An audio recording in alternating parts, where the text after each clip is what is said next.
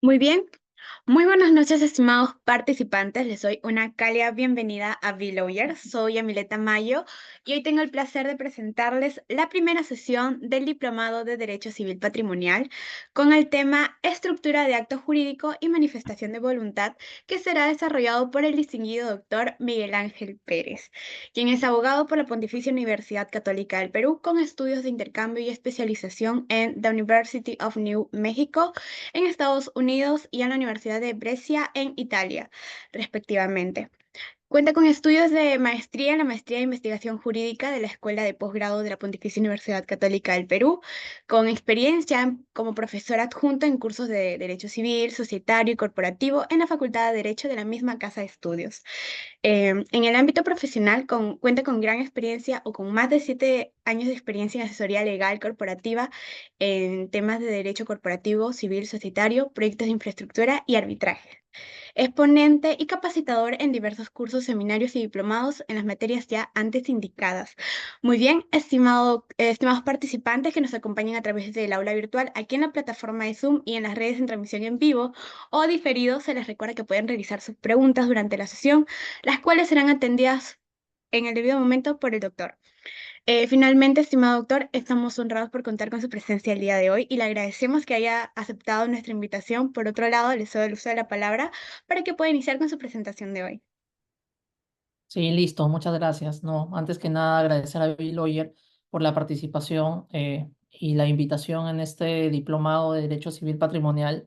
Esta es la primera sesión, así que vamos a tratar de que sea una sesión introductoria en la cual ustedes puedan comprender la dimensión de todos los demás temas que están envueltos durante las siguientes sesiones. Esta primera parte del diplomado está dedicada al negocio jurídico. Luego verán la parte de contratos, verán obligaciones y verán derechos reales.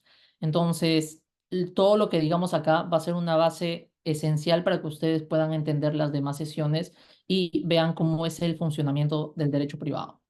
¿Ok? Tengo una presentación, ¿no?, que me gustaría compartir con ustedes. Me confirman, por favor, si se ve la pantalla. Ahí está. Se ve a la perfección, doctor. Ya, listo.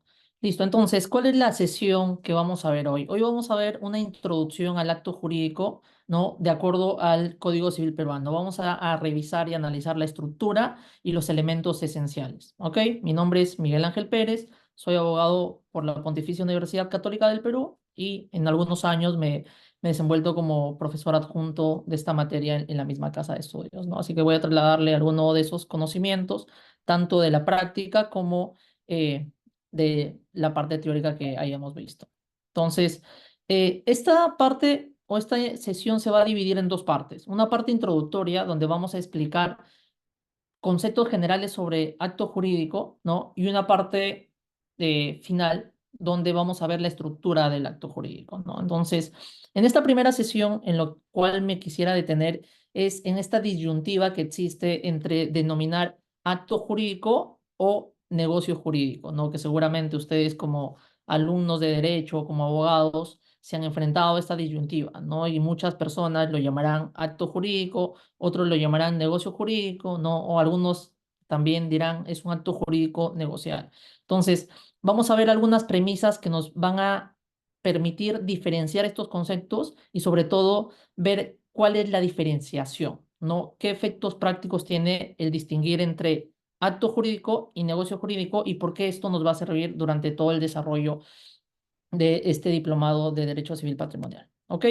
Entonces, ¿cuál es la dinámica de esta primera parte? La dinámica es la siguiente, ¿no? En el primer punto vamos a ver cuál es el concepto, ¿no? Acto jurídico, negocio jurídico, ¿no? El dilema que nosotros nos enfrentamos. Vamos a ver que para entender esta diferencia conceptual, el punto de partida del cual tenemos que partir para entender cualquier concepto jurídico, como no podría ser de otra manera, es la realidad y ver la realidad que nos puede decir sobre actos jurídicos y negocios jurídicos, ¿no? Vamos a ver de dónde proviene el negocio jurídico, vamos a ver también qué entender por acto jurídico en sentido estricto y negocio jurídico, ¿no? Acá entra otro elemento también que se suele utilizar en la práctica, que es el acto jurídico en sentido estricto. Vamos a ver después como un concepto que es determinante, ¿no? Para entender el derecho privado en sí, el cual es la autonomía privada, nos ayuda, ¿no? Para distinguir entre negocios jurídicos y actos jurídicos en sentido estricto, ¿no? Y al final, algo de lo más importante, vamos a ver por qué es importante en la práctica entender esta diferenciación, ¿no? ¿Cuáles son las consecuencias o premisas prácticas que nos ayudan a distinguir entre un acto jurídico y un negocio jurídico? ¿Ok? El primer punto, ¿no? Entonces, como hemos visto, ¿no? El acto jurídico o negocio jurídico, siempre existe un dilema de qué hablamos cuando hablamos de estas figuras. ¿Son lo mismo? ¿Son conceptos equiparables? ¿No? ¿O tiene alguna diferencia, su diferenciación, alguna implicancia práctica, su diferenciación? ¿No? Y sobre todo, ¿cuáles son los elementos que lo estructuran? ¿No? Tanto normativamente como en la práctica. ¿Ok? Partamos con lo primero, la realidad como punto de partida, ¿no? ¿Qué es un acto? ¿No? Hablamos de acto jurídico, pero para entender qué es un acto jurídico, primero tenemos que entender qué es un acto, ¿no? Y entendamos por acto aquel suceso, hecho o acontecimiento voluntario, ¿no? ¿Qué es un hecho o suceso o acontecimiento voluntario que se da en la práctica, ¿no? Entonces, ¿qué es un acto? Un acto no es otra cosa que un hecho al cual se le suma voluntad, ¿no? Un hecho más voluntad es un acto. Entonces, se consideran actos a todas aquellas actuaciones humanas voluntarias de nuestra vida cotidiana, ¿ok? Son actos, todas aquellas actuaciones humanas de nuestra vida cotidiana, ¿no? Entonces, un primer punto para diferenciar un acto jurídico es que no todos los actos de nuestra vida cotidiana son relevantes para el derecho, ¿ok? Por ejemplo, el hecho de que ustedes se despierten, ¿no? Se levanten, se pongan la pijama, vayan a cepillarse, se tomen una ducha, ¿no? Se preparan el desayuno, ¿no? Que cada una son actuaciones voluntarias que ustedes realizan. No necesariamente todas esas son relevantes para el derecho, ¿no? Pero, por ejemplo, cuando ya ustedes piden comida mediante un aplicativo o toman un taxi, ¿no?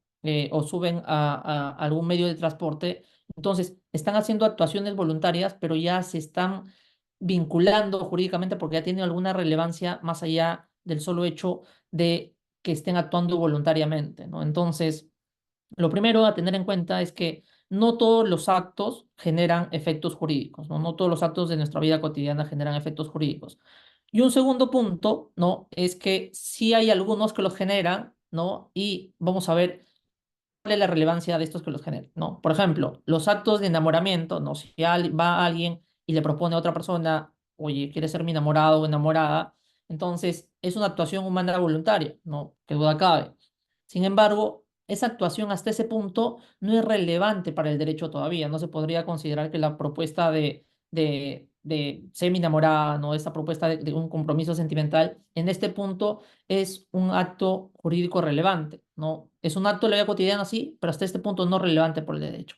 Distinto es, por ejemplo, en el caso de los actos del matrimonio, por ejemplo, cuando alguien va y le propone matrimonio a otra persona, entonces, qué duda cabe que este también es un acto de la vida cotidiana, pero ya es relevante por el derecho, ¿no? Porque este matrimonio, este contraer matrimonio, trae acarreada consigo una serie de consecuencias jurídicas adicionales, ¿ya?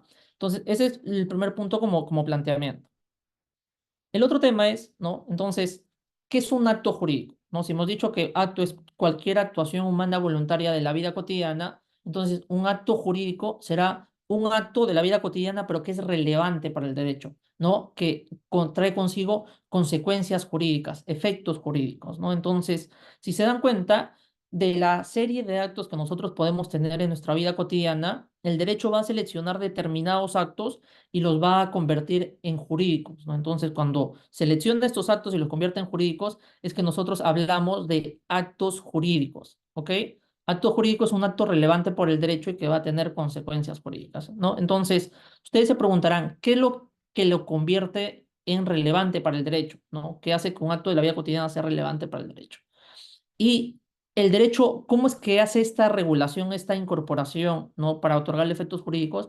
Es mediante una regulación normativa, ¿no? El derecho incorpora estos actos regulándolos en una norma jurídica, ¿no? Por ejemplo, cuando hablamos del matrimonio, el matrimonio, como ustedes sabrán, está regulado en el Código Civil, ¿no? Y en el Código Civil hay un libro, en el libro de familia, que regula el acto del matrimonio y establece los requisitos y los efectos que trae consigo, ¿no? Entonces, los actos de la vida cotidiana se vuelven en relevantes para el derecho, se vuelven en jurídicos cuando hay una norma que los incorpora y les atribuye efectos jurídicos normativos. ¿Ok?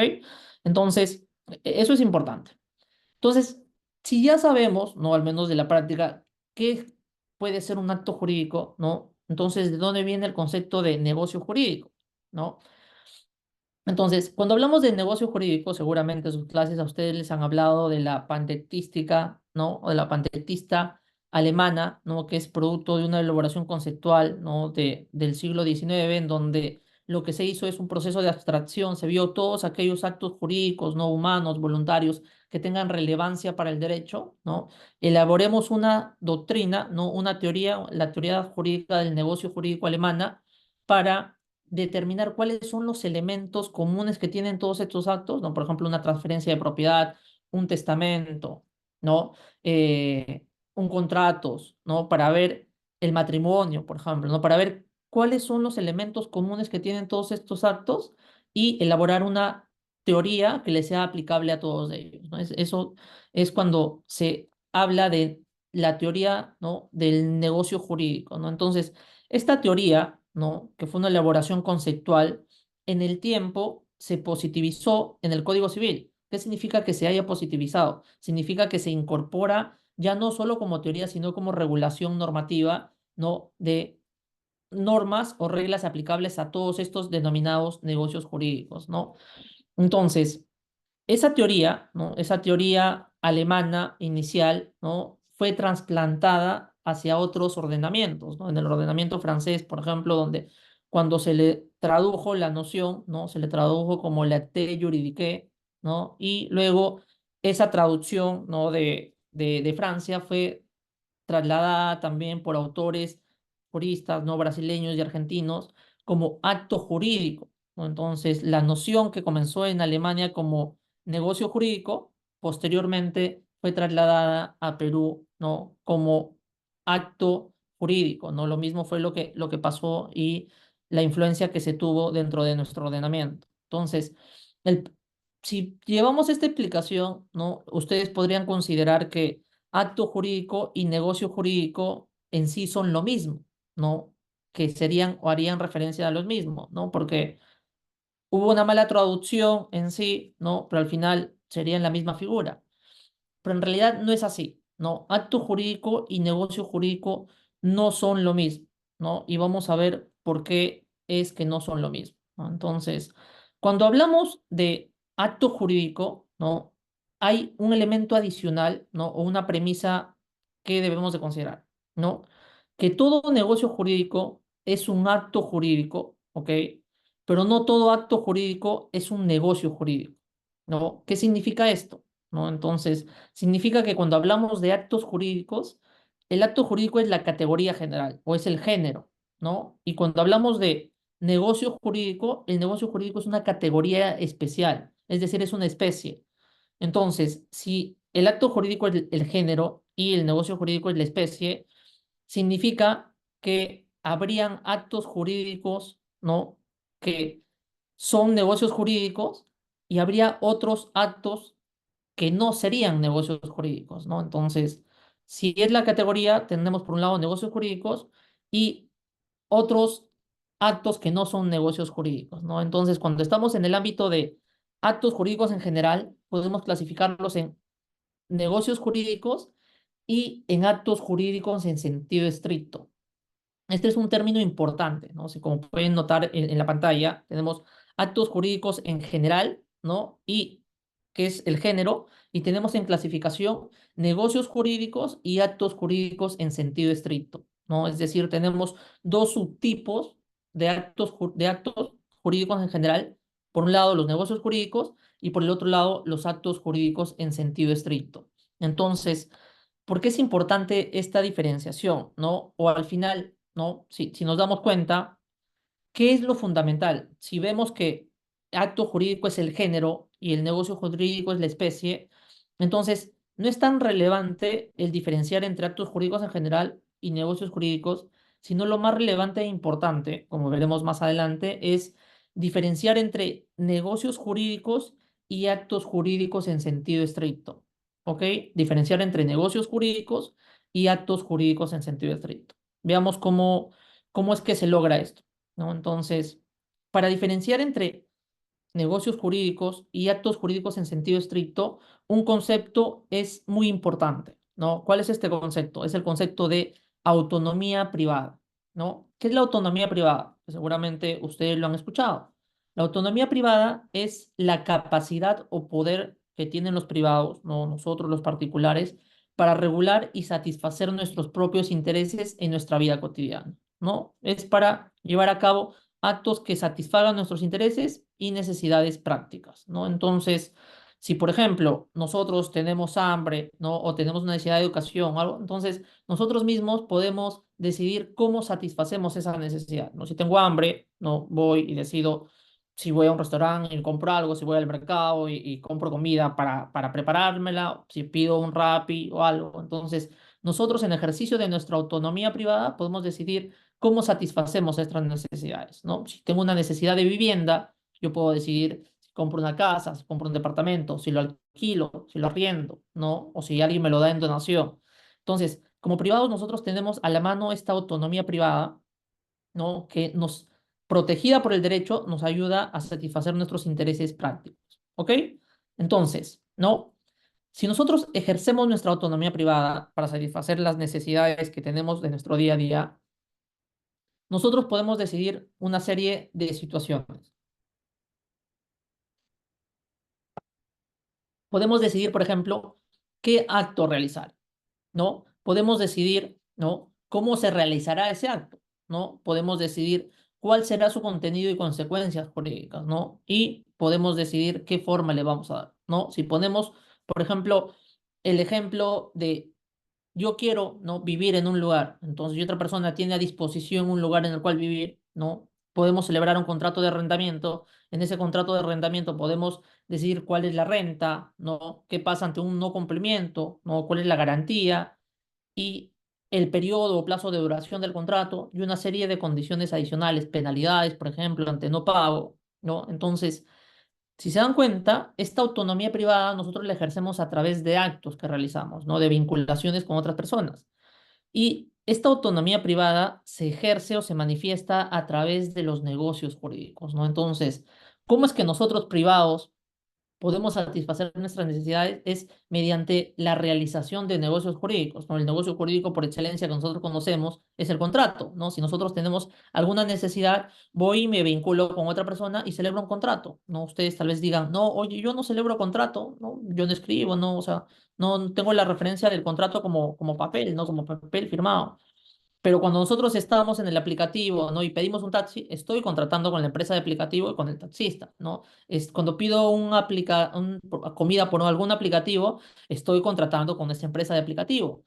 Cuando compro un servicio, ¿no? Por internet, ¿no? Ya sea, ¿no? Un televisión por paga o algunas clases o algún producto, ustedes están celebrando contratos, ¿no? Entonces, nosotros nos vinculamos mayormente mediante la celebración de contratos y el contrato es, que duda cabe, uno de las figuras máximas, ¿no? O por excelencia de los negocios jurídicos. Es entonces en ejercicio de nuestra autonomía privada que nosotros celebramos estos negocios jurídicos, ¿no? Y nos vinculamos con otras personas. ¿Ok?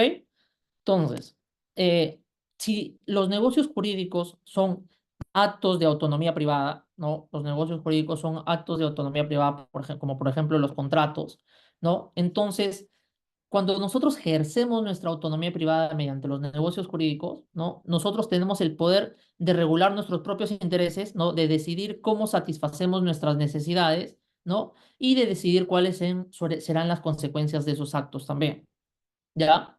Entonces, si vemos, ¿no? Cuando nosotros celebramos negocios jurídicos, nosotros tenemos dos tipos de libertades, ¿no? Tenemos una libertad de elección y una libertad de configuración, ¿no? Libertad de elección, libertad de elegir cuál va a ser el negocio jurídico, el contrato que mejor calce para la satisfacción de mi interés, ¿no? Nuevamente, si yo necesito vivir, si yo necesito un lugar para vivienda, entonces yo podría elegir si celebro un contrato de compraventa comprando ese bien, si celebro un contrato de arrendamiento, ¿no? Si celebro, no sé, un comodato de ese inmueble, o si alguien me lo dona, ¿no? Entonces, hay distintas figuras en qué podría utilizar. Y Eso es para elegir el acto. Y el segundo punto es libertad de configuración, es decir, que yo como privado, ¿no?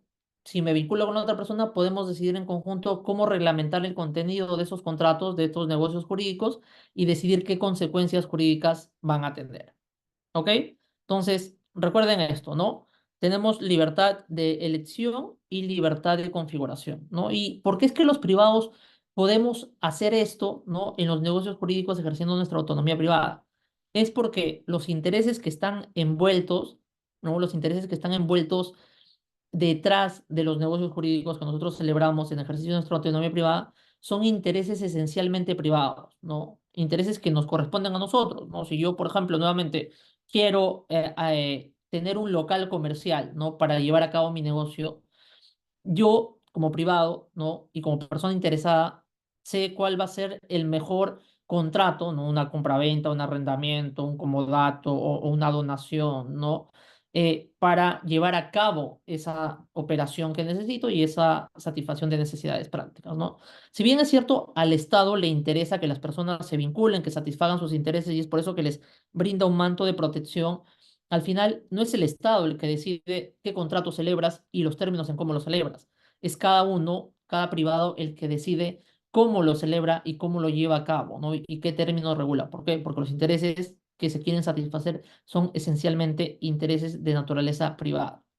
¿Ok? Eso es lo que sucede en el ámbito de los negocios jurídicos. Entonces, ¿cómo diferenciar al negocio jurídico del acto jurídico en sentido estricto? ¿No?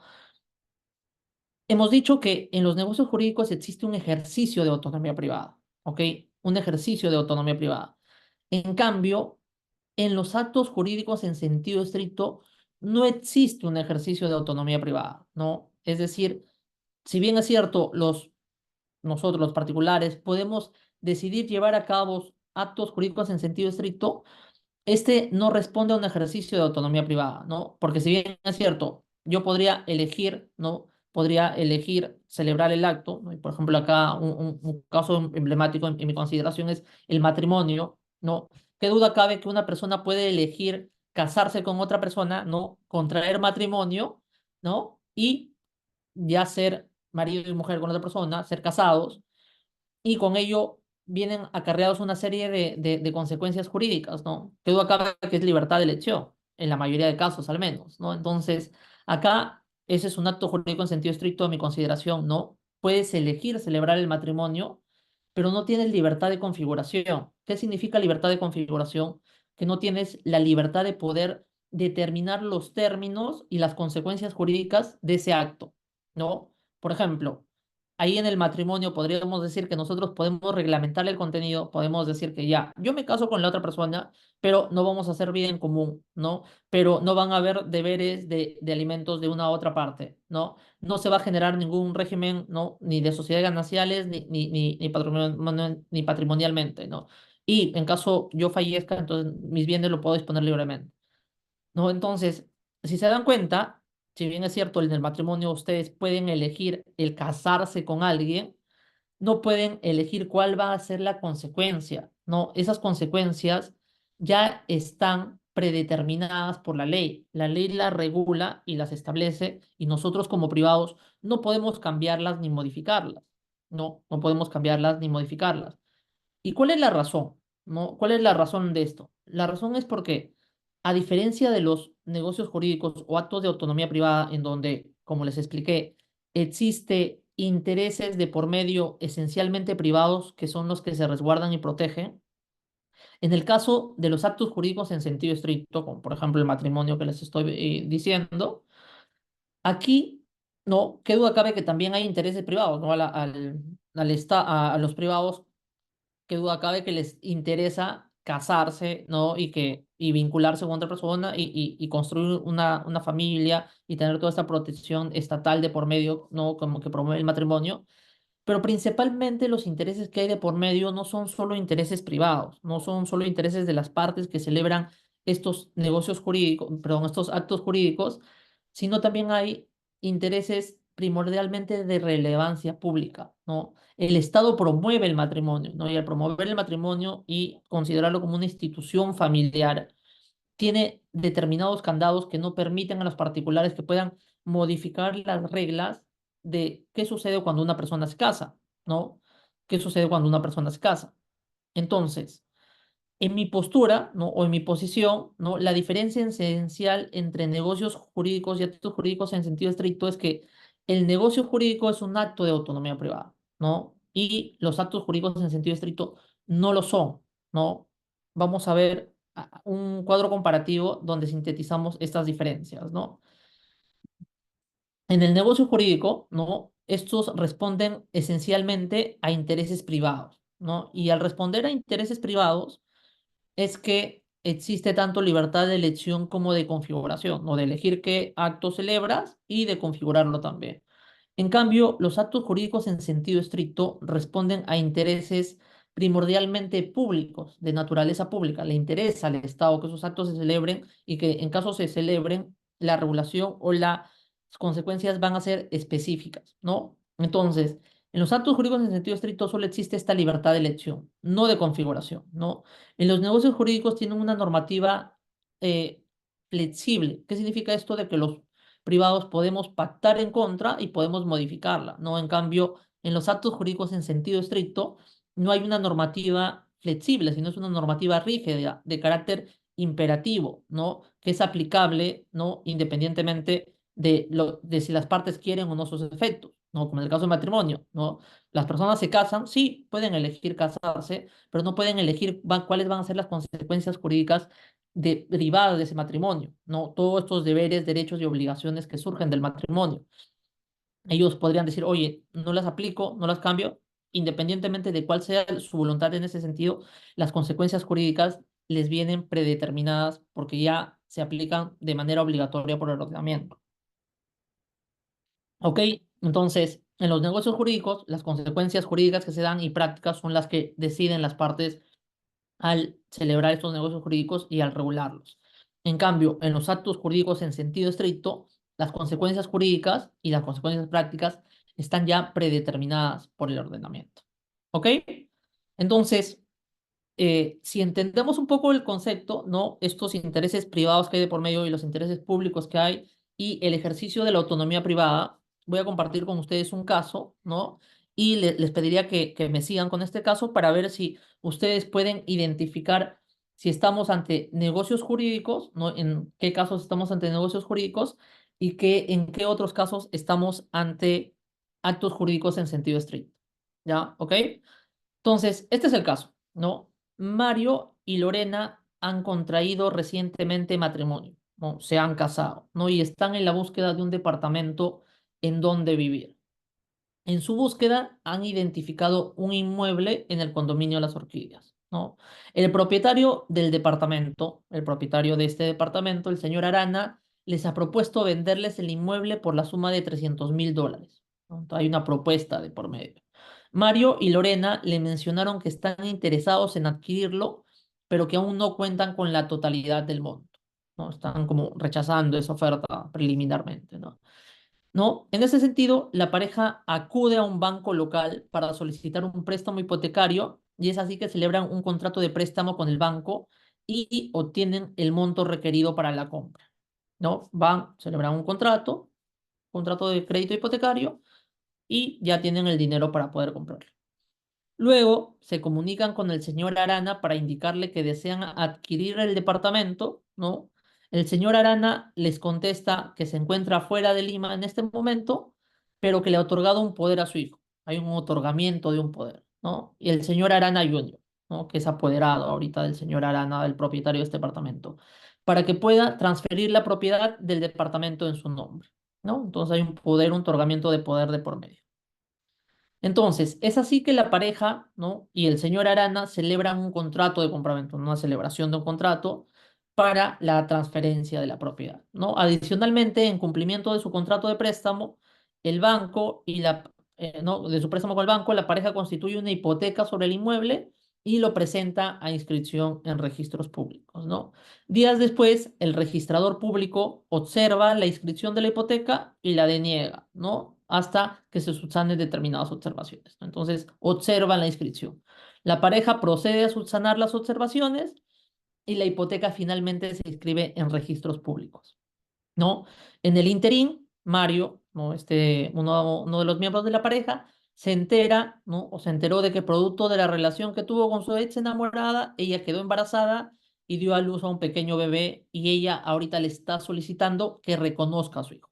Finalmente, Mario procede a hacer el reconocimiento del hijo, ¿no? Entonces, este es el caso, ¿no? Este es el caso y ante eso, ¿no? Yo les preguntaría a ustedes y si me pueden dejar en el chat qué actos, ¿no? Actos jurídicos han identificado que son todos estos, ¿no? Que como ven es una situación cotidiana que la podría pasar cualquier persona y que identifiquen dentro de todos estos actos que se han presentado, ¿no? Dentro de todos estos actos que se han presentado, cuáles de estos serían negocios jurídicos y cuáles serían actos jurídicos, ¿no? Entonces, si pueden poner en el chat cuáles consideran que son negocios jurídicos y cuáles son actos jurídicos en sentido estricto, para ver si han comprendido los conceptos, déjenlo en el chat y lo analizamos al final en la ronda de preguntas, ¿no? Por ejemplo, si identificamos primero acá, tenemos el matrimonio, ¿no? Tenemos el matrimonio,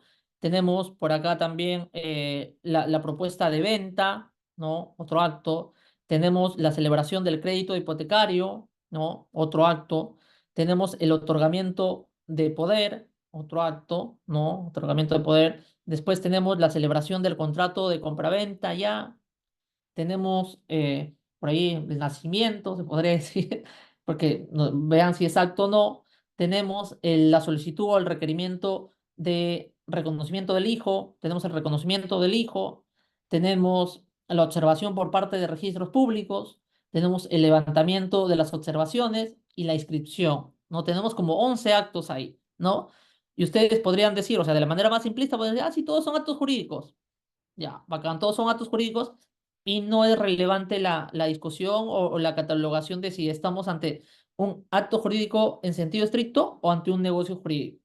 ¿Ok? Estoy viendo el chat, creo que nadie ha escrito, ¿no? Sería bueno que ustedes puedan colocar ahí en el chat o si alguien creo que estaba levantando la mano, lo podemos escuchar también para ver, ¿no? Ya veo que están escribiendo, ¿no? Repito nuevamente la cantidad de actos que hay en este caso, ¿no? Tenemos contrato de compraventa, ¿no? Tenemos la oferta que hay de por medio, ¿no? Esta primera oferta, tenemos el contrato de préstamo, tenemos el otorgamiento del poder, ¿no? Tenemos el préstamo, tenemos también la solicitud de inscripción de la hipoteca, tenemos la denegatoria de la hipoteca, tenemos su inscripción final, tenemos la solicitud de reconocimiento del hijo y tenemos el reconocimiento del hijo, ¿no? Entonces, 10 o 11 actos hay de por medio ahí. Entonces, les pregunto a ustedes, ¿no? En estos casos, ¿estamos ante actos jurídicos en sentido estricto o estamos ante negocios jurídicos? Tenemos una primera respuesta acá de Johnny Durán, dice, el negocio jurídico sería compraventa de bien y contrato de préstamo, ¿no? Claro, o sea, de hecho, si son contratos, está facilísimo ahí porque ya hemos dicho que los contratos son el ejemplo, ¿no? Por antonomasia, ¿no? De lo que es un negocio jurídico, pero la identificación de los otros actos, o la identificación de los otros actos sería lo que es más relevante, ¿ok? A ver, si ustedes lo han anotado y lo han visto ahí, veamos cuáles son las respuestas acá y veamos que hay diversos actos jurídicos y no son todos negocios jurídicos. Hay actos jurídicos en sentido estricto y hay negocios jurídicos. Y vamos a ver más adelante por qué es importante diferenciarlos, ¿no? Porque si no fuera importante diferenciarlos, entonces digo que estos 10 actos que hemos identificado acá son todos actos jurídicos y ya está. No importa su diferenciación, ¿no? Entonces, veamos acá. Y si han identificado bien, ¿no? Entonces van a ver que negocios jurídicos tenemos a la oferta de venta, tenemos al contrato de préstamo, al otorgamiento de poder, a la compraventa, a la constitución de la hipoteca, ¿no? Tenemos entonces 5 negocios jurídicos. Y actos jurídicos en sentido estricto, tenemos al matrimonio, tenemos a la solicitud de inscripción de la hipoteca, tenemos a la denegatoria de la inscripción, a la subsanación de la inscripción, a la inscripción en registros, ¿no? De la hipoteca y al reconocimiento de hijo. Si se dan cuenta, en el primer grupo, ¿no? En los negocios jurídicos, ahí tenemos, ¿no? negocios donde se ha ejercido la autonomía privada, donde estos privados han decidido ofertar, celebrar contratos, otorgar poderes, ¿no? Y ellos deciden los términos y las consecuencias que tienen estos actos. En cambio, tenemos también el matrimonio, la solicitud de inscripción de la hipoteca, la denegación de inscripción, la subsanación, la inscripción y el reconocimiento de hijo, en donde, ¿no? Si bien es cierto, son actos voluntarios también, las consecuencias o el modo en cómo se procede y se celebran y se realizan está ya predeterminada por el ordenamiento, ¿no? Entonces, esa es una primera gran diferencia esencial, ¿ya? Para que se den cuenta de que en una situación tan simple tenemos una serie de actos que se conjugan y que, claro, si queremos, le podemos llamar actos jurídicos a todos, pero no estaríamos atendiendo a la esencia y a la diferencia y naturaleza que cada uno de estos tiene. Veamos ahora por qué es importante diferenciar, ¿ok? ¿Por qué es importante diferenciar? En mi opinión, es importante diferenciar entre negocios jurídicos y actos jurídicos en sentido estricto por dos razones, ¿no? La primera es porque todos ustedes, ¿no? Ya sea que sean estudiantes, bachilleres o abogados, ¿no? O que estén pretendiendo serlo, ¿no? O estén estudiando o estén relacionados al ámbito jurídico, son de alguna manera operadores del derecho, ¿no? Y al ser operadores del derecho tienen que llamar técnicamente a las cosas como son. Si algo es un negocio jurídico, entonces lo llamo negocio jurídico. Si algo es un acto jurídico en sentido estricto, lo llamo acto jurídico en sentido estricto. Eso es lo primero, pero no es lo más importante. Lo más importante es que la diferenciación nos permite entender y saber cuáles son las reglas que se van a aplicar tanto a negocios jurídicos como a actos jurídicos en sentido estricto, ¿no? Porque si son diferentes, entonces tienen que entender también que van a ser diferentes las reglas que van a gobernar a los negocios jurídicos y a los actos jurídicos en sentido estricto. No se les aplica la misma normativa, ¿no? Ustedes, como han visto y van a estudiar más adelante también en este diplomado, tienen que el libro 2 de nuestro Código Civil se denomina acto jurídico, ¿no? Entonces, acto jurídico. Entonces, lo primero que se les puede venir a la mente, entonces, si se denomina acto jurídico, entonces este libro y las reglas que contienen se aplican a todos los actos jurídicos en general, ¿no? Independientemente de si sean negocios jurídicos o si son actos jurídicos en sentido estricto. Pero no es así, no es así. Si bien el nombre de nuestro libro segundo es acto jurídico, ¿no? Y como pueden ver, acto jurídico, lo que regula, ¿no? Lo que regula este libro 2, ¿no? No es aplicable a todos los actos jurídicos en general, sino es aplicable únicamente a los negocios jurídicos, ¿no? Este libro 2, ¿no? Regula el ejercicio, ¿no? O cómo se ejerce la autonomía privada y cuáles son las limitaciones que va a tener, ¿no? Entonces, lo que está contenido en el libro 2, que es requisitos, modalidad y plazo, interpretación, nulidad, anulabilidad, confirmación, etcétera, está pensado o está regulado para los negocios jurídicos, no para los actos jurídicos en general, ¿no? Entonces, ustedes pueden decirle, entonces, ¿qué normativa le es aplicable a los actos jurídicos en sentido estricto? ¿No? Los actos jurídicos en sentido estricto no tienen una regulación específica, una regulación estructurada, como sería el caso del libro 2 del acto jurídico, no le hace negocio jurídico ahí, sino tienen una normativa dispersa. En los casos que vimos, por ejemplo, el matrimonio tiene una normativa específica en el libro de familia. Los actos registrales que vimos tienen una regulación específica en registros públicos, en el reglamento de registros públicos, por ejemplo, ¿no? Y en la ley de procedimiento administrativo general.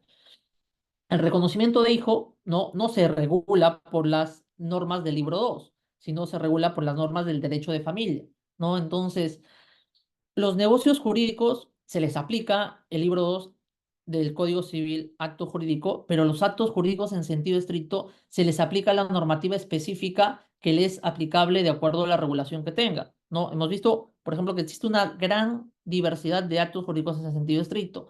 Entonces, al identificarlos, podemos saber qué normativa les es aplicable. Erróneamente podríamos considerar que al ser actos jurídicos, el libro 2 del Código Civil es aplicable, pero eso no sería correcto, ¿no? Entonces, esto es lo principal, ¿no? O lo más importante, ¿no? Que ustedes tienen que tener en cuenta cuando diferenciamos entre actos jurídicos en sentido estricto y negocios jurídicos, ¿no? Entonces, todo lo demás que van a ver en adelante sobre este diplomado, es referido al negocio jurídico, a los actos de autonomía privada, que es al final lo que da vida a todo el derecho privado, ¿no? A todo el derecho civil patrimonial, que es básicamente lo que estamos viendo y tratando en este diplomado. ¿Ok? Entonces, siendo así, esta es era la primera parte de la exposición. En esta segunda parte de la exposición vamos a adentrarnos ya un poquito en la estructura de los negocios jurídicos, ¿no? ¿Cuál es la estructura de los negocios jurídicos y cuáles son sus elementos esenciales? ¿Ok? Si hasta ahí tienen alguna duda o pregunta, lo dejan en la cajita de comentarios y lo vemos al final de la exposición. Entonces, veamos la estructura del negocio jurídico, cuáles son sus elementos esenciales. ¿Ya? El primer punto. Acá vamos a ver tres partes en específico. Los límites de la autonomía privada, ¿no? Porque si bien es cierto, hemos dicho que la autonomía privada es esta libertad que tienen los privados para satisfacer sus propias necesidades, esta también tiene limitaciones, no es irrestricta. Nada es irrestricto, ¿no? Dentro de un ámbito de derecho, dentro del ámbito jurídico. Vamos a ver qué teorías hay sobre la estructuración de los negocios jurídicos y cuáles son los elementos que lo componen. Y finalmente, veremos cuáles son los escalones del negocio jurídico, ¿no? Seguramente han escuchado hablar de esto de existencia, validez y eficacia del negocio jurídico. Vamos a ver qué es lo que se debe cumplir en cada uno de estos escalones para que un negocio jurídico pueda surtir efectos y pueda satisfacer las necesidades prácticas para las cuales está predeterminado. ¿Ok? Veamos lo primero. Elementos, los límites de la autonomía privada, ¿no? La autonomía privada, ¿no? Tiene este rol, este ejercicio, ¿no? De poder, de autosatisfacción de intereses que tenemos los privados y que el derecho protege, tiene dos límites. Límites formales y límites materiales o de fondo. Los límites formales es la estructura que todo acto jurídico, ¿no? Le hace negocio jurídico en específico, debe de cumplir, ¿no? Pero además de tener límites formales, que es esta estructura, ¿no? Estos elementos que debe de contener, que vamos a ver más adelante cuáles son, también hay unos límites materiales o de fondo. ¿Qué significan estos límites materiales o de fondo? ¿No? Que los actos de autonomía privada o negocios jurídicos no pueden ir en contra de normas imperativas de orden público o de buenas costumbres, ¿no? Entonces, no pueden ir en contra del ordenamiento jurídico. Que esta satisfacción de intereses no puede ir en contra del ordenamiento jurídico y en caso vaya en contra, van a haber determinadas sanciones que el ordenamiento mismo va a establecer. ¿Ok?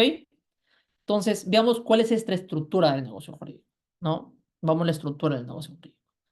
Para ver o entender cuál es la estructura del negocio jurídico, necesariamente tenemos que ir al artículo 140 del Código Civil, ¿no? El artículo 140 del Código Civil establece o indica que el acto jurídico es la manifestación de voluntad destinada a crear, regular, modificar o extinguir relaciones jurídicas, ¿no? Y para su validez se requiere, uno, ¿no? Plena capacidad de ejercicio, ¿no? Salvo las restricciones contempladas en la ley, ¿no? Esto es lo que se conocía antes como agente capaz, que se dice. Objeto física y jurídicamente posible, fin lícito y observancia de la formalidad o forma prescrita bajo sanción de nulidad. ¿Ok?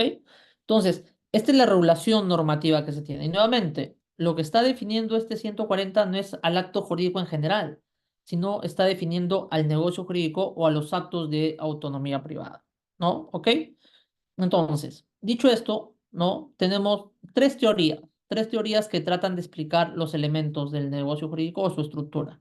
Una teoría clásica en donde se decía que el negocio jurídico tenía elementos esenciales, elementos naturales y elementos accidentales, ¿no? Otra teoría un poco más moderna dice que no, el negocio jurídico tiene presupuestos, elementos y requisitos.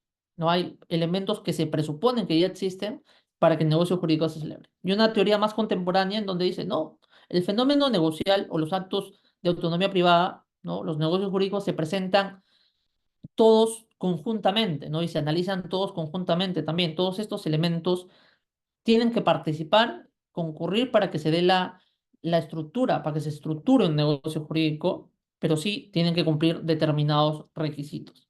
¿Ok? Esta última es a la teoría que yo me adapto y a la cual vamos a explicar en este momento, ¿no? ¿Qué elementos estructuran un negocio jurídico? Entonces, ¿no?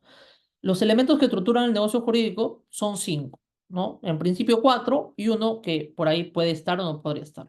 El primero es los sujetos o partes, ¿no? Los sujetos o partes es el primero. Entonces, ¿Quiénes son los sujetos o partes? Los privados, ¿no? Los que tenemos un interés de por medio de una necesidad que satisfacer y que por ende lo vamos a hacer a través de un negocio jurídico, a través de un acto de autonomía privada. Nuevamente, los actos de autonomía privada son los medios que usamos los privados para satisfacer las necesidades que tenemos. ¿Ok?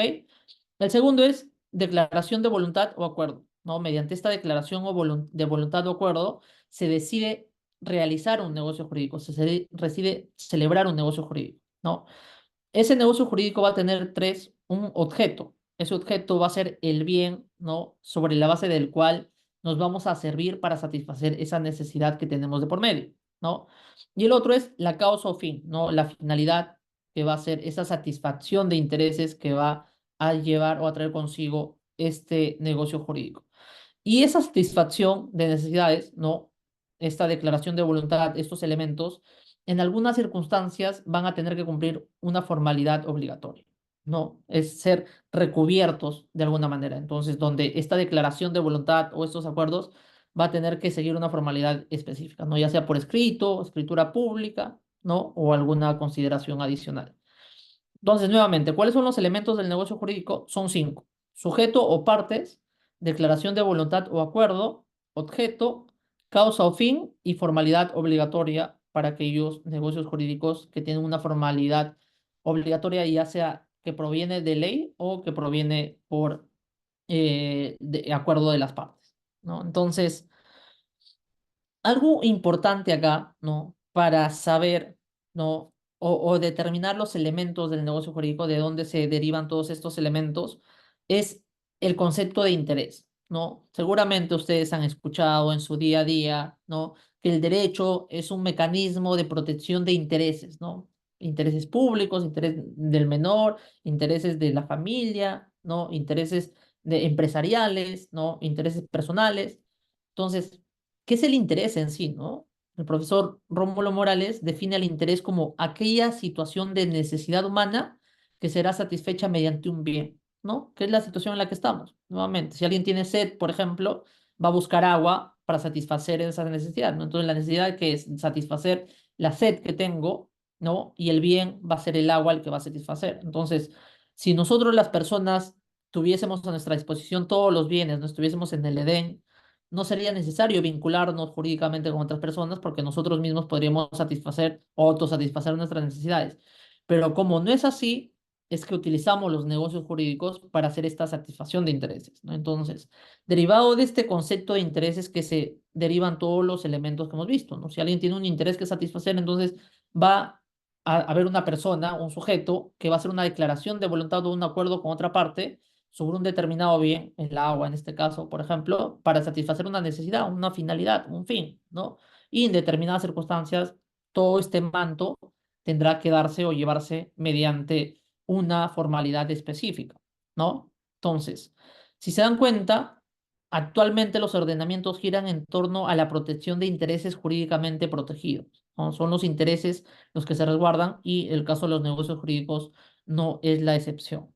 ¿Ok? Entonces, acá podrán notar, ¿no? Podrán notar, ya lo van a ver a más detalle en las siguientes sesiones, cuáles son los elementos que estructuran el negocio jurídico y los requisitos que deben de tener, ¿no? Por ejemplo, para las partes, ¿no? O para los sujetos, estos tienen que tener capacidad natural, es decir, tienen que tener discernimiento, ¿no? Tienen que tener también capacidad de ejercicio, es decir, poder vincularse jurídicamente, cumplir la minoría de edad o estar en las edades que establece la normativa para poder celebrar contratos. ¿Qué más? ¿No? Tienen que estar determinados o ser determinables, ¿no? Si yo quiero vincularme con otra persona, tengo que saber quién es esa otra persona y estar identificada, ¿no? Y también, en la mayoría de algunos casos, estar legitimado para contratar con esa persona, ¿no? Tiene que haber de por medio una declaración de voluntad o un acuerdo. La declaración de voluntad es en negocios unilaterales, ¿no? Cuando hablamos de negocios unilaterales, por ejemplo, el testamento. El testamento es un negocio jurídico unilateral porque para que exista el testamento solo se requiere que sea una persona la que declara su voluntad de testar y hace toda la regulación, ¿no? El hecho de que sus herederos acepten o no acepten el testamento no los hace parte de ese testamento. El otorgamiento de un poder, en principio, también es un acto unilateral, donde una persona otorga un poder, por ejemplo, una carta poder a otra persona y la otra persona no es necesario que intervenga para que ese negocio jurídico sea válido y eficaz, ¿no? En cuanto a formalidad obligatoria, ¿no? La formalidad debe de presentarse y darse, ¿no? Y esa formalidad, ¿cómo se exterioriza la voluntad? Puede ser por escrito, ¿no? Puede ser oralmente, como lo hacemos, por medios electrónicos o mediante medios formales como una escritura pública, que en algunos casos requiere inscripción en registros, por ejemplo, ¿no? Y el objeto, o sea, el bien que va a satisfacer las necesidades, tiene que ser posible físicamente, jurídicamente, tiene que estar determinado, ser determinable y tiene que tener una valoración patrimonial de por medio también, ¿no? Y esta finalidad, ¿no? Esta satisfacción de intereses que es la causa o el fin, ¿no? Que es otro de los elementos, tiene que ser lícita, ¿no? Si alguien quiere satisfacer los intereses que tiene y pretende que el ordenamiento lo ampare y lo proteja, entonces ese fin que busca proteger tiene que ser un fin lícito. ¿No? Es por eso que, por ejemplo, los contratos de compras, ¿no? De sustancias no permitidas, ¿no? Alucinógenos, serían contratos con una finalidad ilícita en principio, ¿no? Y que recaerían en un supuesto de invalidez y por ende no serían protegidos por el ordenamiento. ¿No? Entonces, esta finalidad también tiene que ser una finalidad seria, ¿no? De querer vincularse con otra persona y que tiene que ser realizable también, ¿no? Que en el tiempo que se celebra y posteriormente la finalidad se pueda seguir cumpliendo, ¿no? Entonces, estos los elementos que estructuran un acto jurídico, ¿no? Un acto jurídico, específicamente un acto de autonomía privada o un negocio jurídico, ¿ok? Esta fuente, ¿no? Estos detalles, ¿no? Y el desarrollo lo pueden encontrar en el libro del profesor Rómulo Morales, ¿no? Que es Patologías y Remedios del Contrato. Ya. Dicho esto, ¿no? Veamos cómo es que es la vida de un negocio jurídico, ¿no? Cómo un negocio jurídico se estructura, estos elementos se van a estructurar en el tiempo y cómo es que van a llegar a poder satisfacer las necesidades y los intereses que tienen de por medio, ¿no? Entonces, seguramente ustedes han visto, ¿no? Este cuadro o este escalón del negocio jurídico. Nuevamente, acá están los elementos del negocio jurídico, los sujetos o partes, está la manifestación de voluntad o acuerdo, el objeto, la causa o fin y la formalidad de este negocio jurídico. Entonces, cuando hablamos de la estructura o esquema del negocio jurídico, hablamos de tres ámbitos. El primero es el ámbito de la existencia, ¿no? ¿Qué analizamos en la existencia? ¿No? Nos preguntamos acá, ¿cuándo un negocio jurídico existe? ¿No? Y la respuesta de cuándo un negocio jurídico existe es cuando se presentan conjuntamente todos estos elementos, ¿no? Cuando hay un sujeto o partes, cuando hay manifestación de voluntad o acuerdo, cuando hay un objeto, ¿no? Cuando hay una causa o una finalidad y cuando se presenta la forma establecida. Entonces, si estos elementos se presentan, entonces podemos decir, oye, mira, tenemos un negocio jurídico que existe. Ese es el primer nivel de análisis, ¿no? El segundo nivel de análisis es, ¿no? Es la validez, ¿no? Es la validez. Antes, ¿qué pasa si alguno de estos elementos no se presenta, ¿no?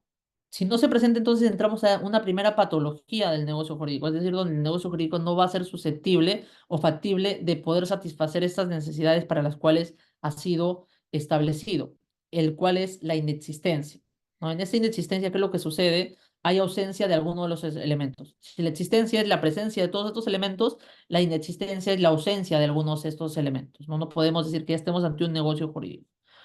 El segundo escalón es el escalón de la validez, ¿no? Además de que estos elementos se presenten, es importante determinar que cumplan con los requisitos legales de validez, ¿no? Que básicamente se traslucen no incurrir en causales de nulidad ni de anulabilidad del negocio jurídico, ¿no?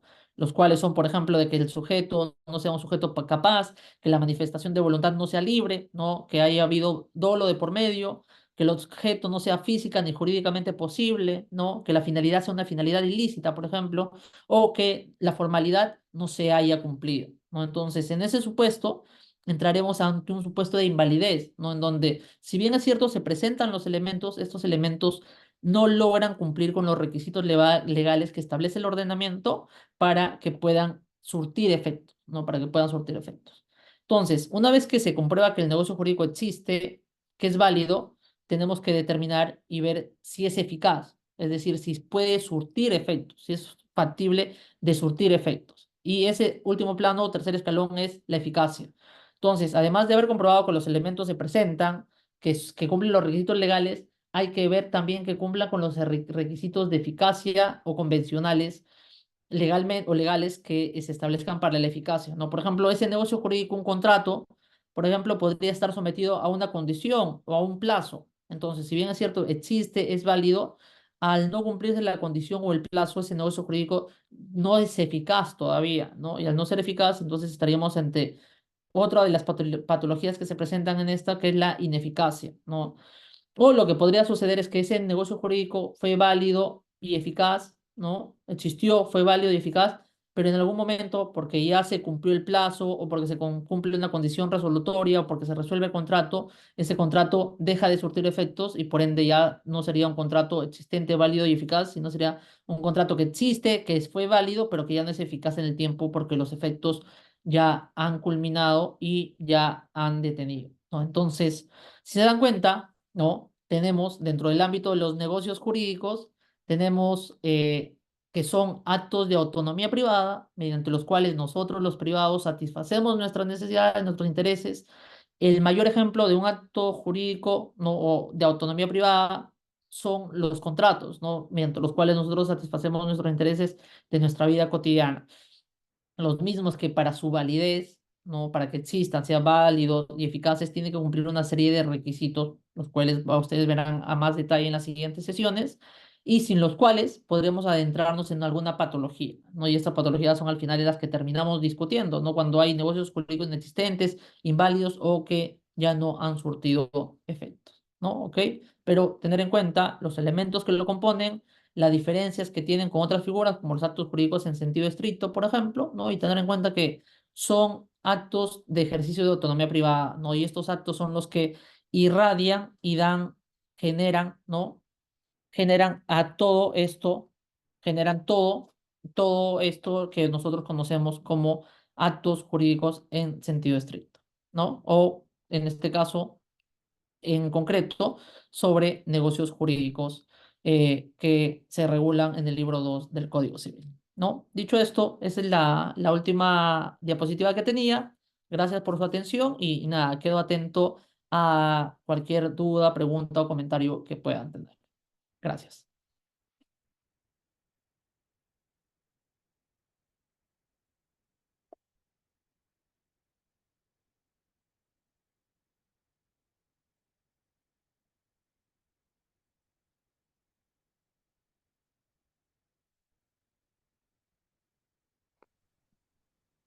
Aló. Sí, a ver, por acá tenemos algunos. Sí, sí, Juan, ¿no? Sí, ¿cómo está? Buenas Y tardes. dale, Juan, Buenas noches. adelante. Sí, yo lo que es sumamente interesante escucharle Gracias. este, toda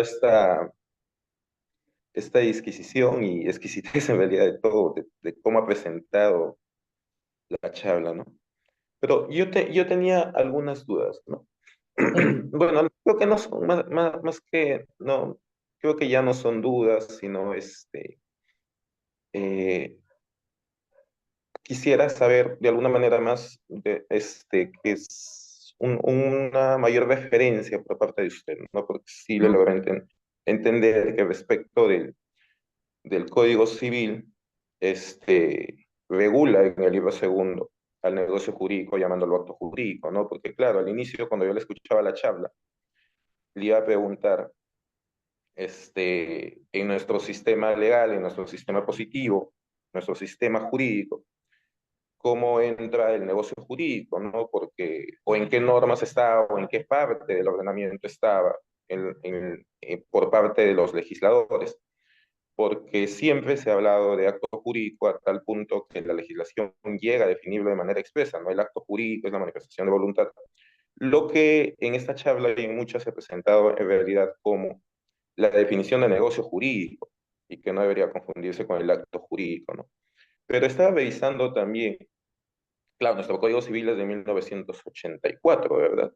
Estaba correcto. revisando el Código Civil español, perdón, el Código Civil argentino actual, creo que es del 2015, por ahí, y también va en la misma posición, ¿no? En señalar que tratar como acto jurídico la manifestación de voluntad destinada a crear, regular o modificar, básicamente lo mismo que tenemos nosotros en el Código Civil, porque de repente en algún momento me vino la idea, ¿no? Quizá la idea haya sido superada, Pero no, luego encontré un archivo del doctor Leiser donde, claro, él también comparte la opinión de que en realidad se trata de negocio jurídico, pero también encuentro un tema de que es una discusión de doctrinas, de llamarle negocio jurídico, llamarle acto, ¿no? Y parece que actualmente el código, la legislación francesa, de donde parece que proviene nuestro código, o ese libro segundo, sí lo llama acto jurídico, ¿no? Mientras que el tema del negocio jurídico viene más que todo de la legislación alemana, ¿no?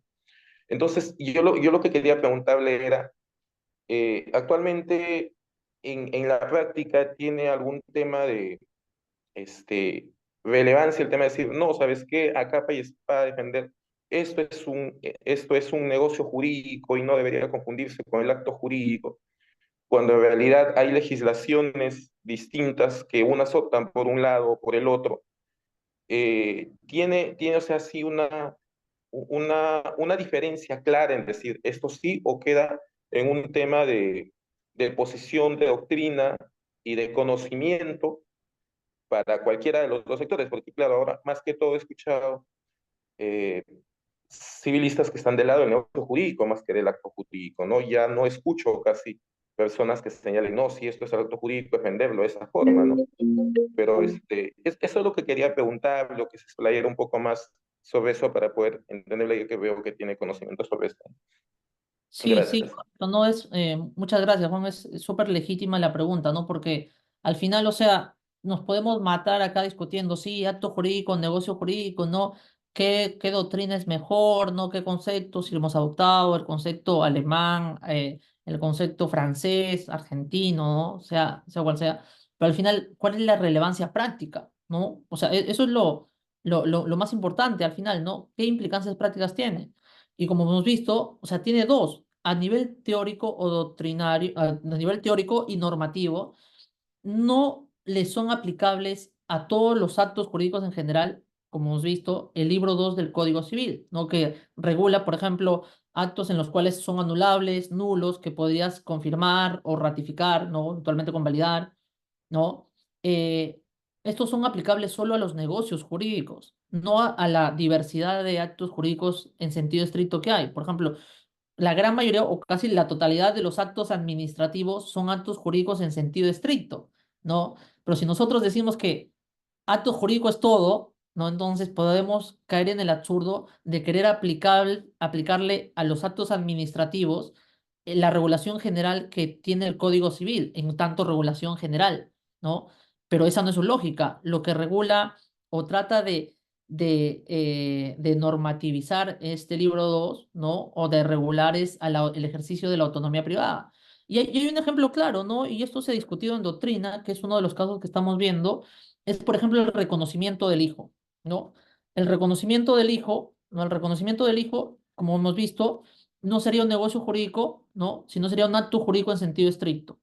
¿En qué consiste un reconocimiento? Una persona que tiene una relación filial, ¿no? con un hijo al cual no reconoció y que mediante un proceso o voluntariamente lo reconoce, ¿ok?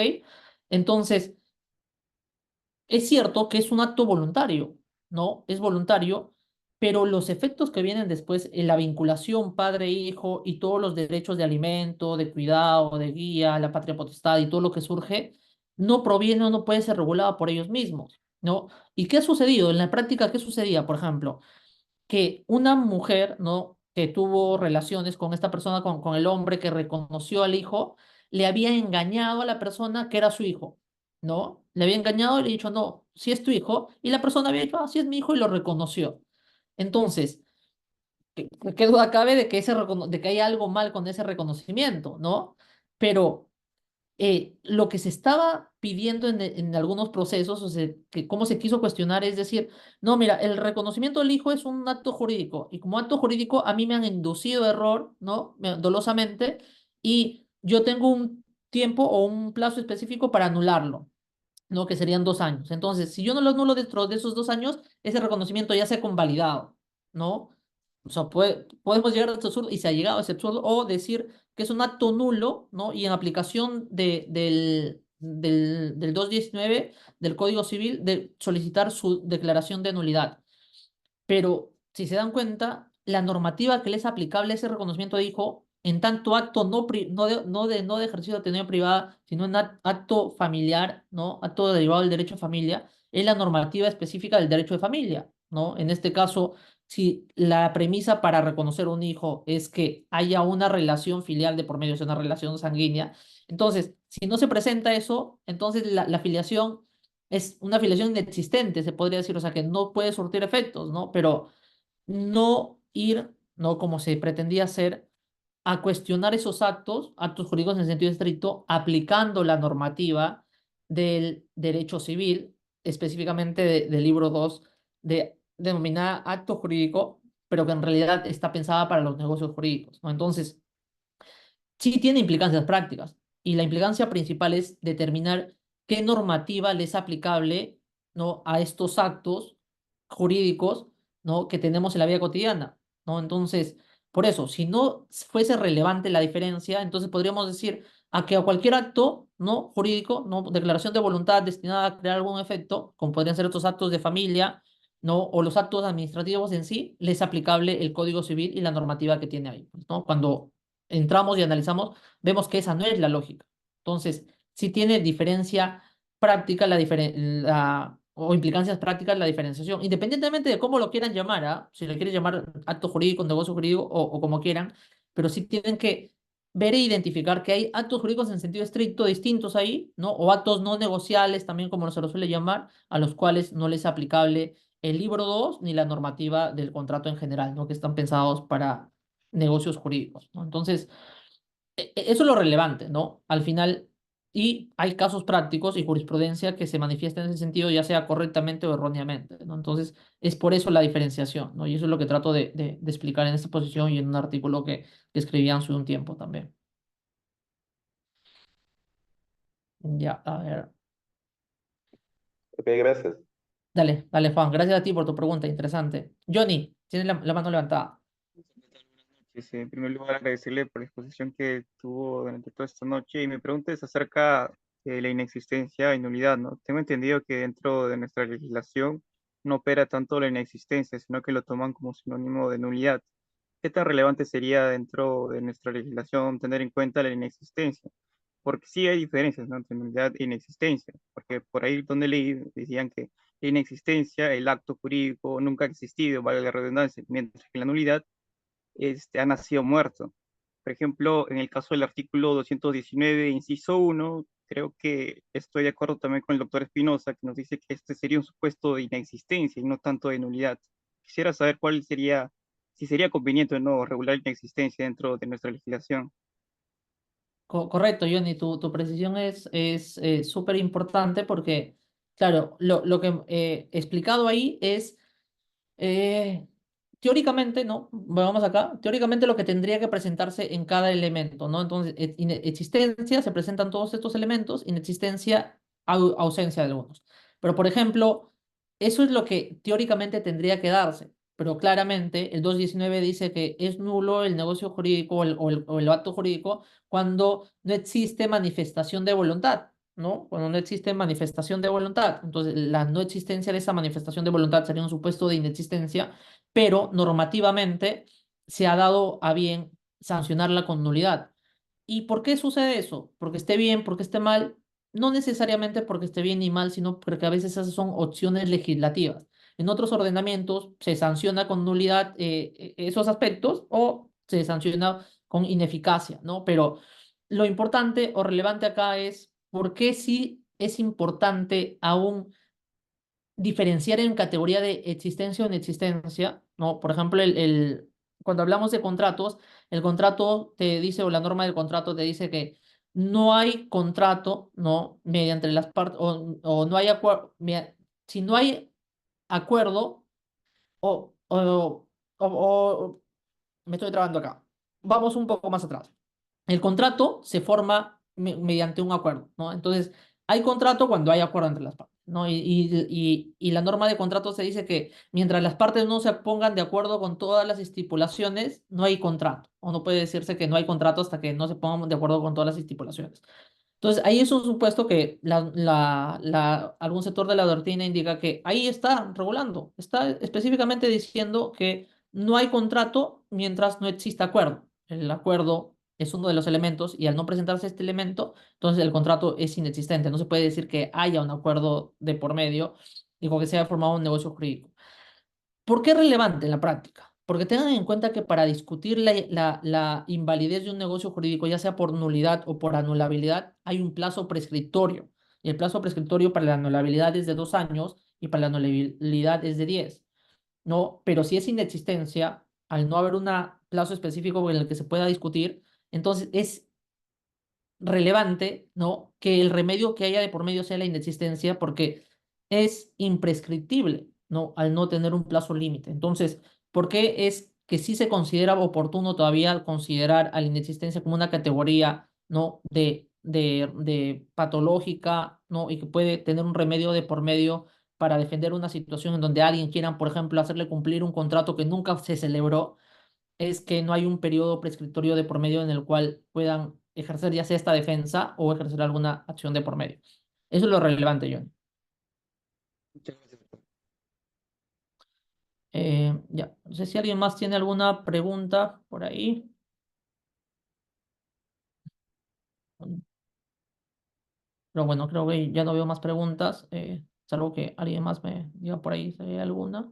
Apoyo 20 soles, 21, 22, 22, 22.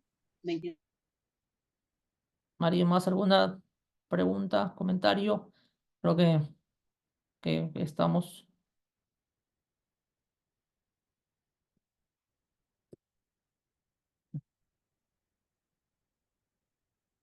Listo, bueno, eso sería todo entonces. Sí, muy bien. Muchísimas gracias, estimado doctor. Le extendemos nuestra total gratitud por su excelente ponencia. Su conocimiento y experiencia han sido bastante enriquecedoras para todos los participantes y gracias por absolver sus dudas, doctor. Esperamos contar con usted en futuros eventos académicos y muchísimas gracias. Sí, nada, de todas maneras, gracias a ustedes eh, por la invitación y a los que aún estén acá, los invito a seguirme en mis redes, ¿no?